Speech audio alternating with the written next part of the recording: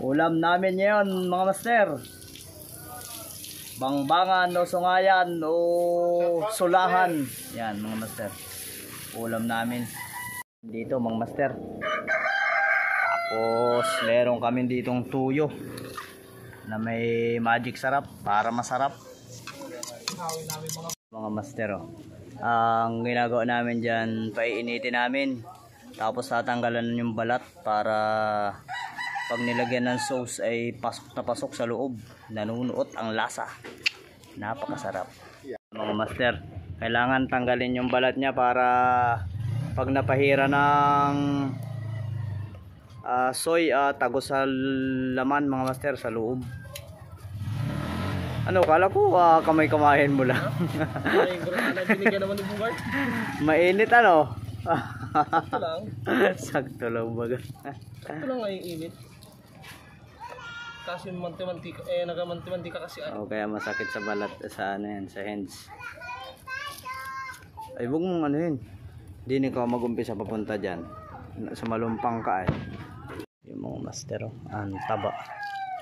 Taba talaga yung mga ganitong isda mga master. Bihirang pumayat ang mga sulahan.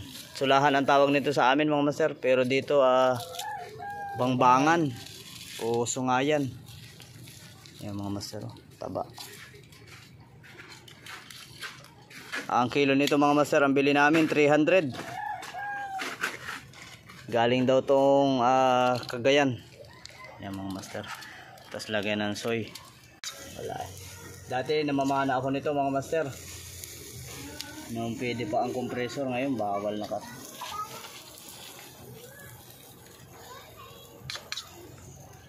Pero sa mano-mano nakakakuha kami nito mga master.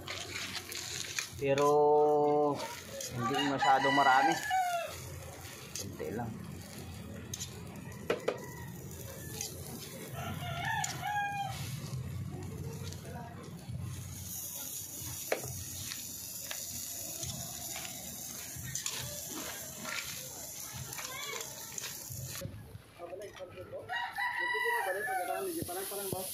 Tagalog boss? Palang. Anong kulay boss? pwede tumingin na lang. Pwede tumingin. Saglit lang boss.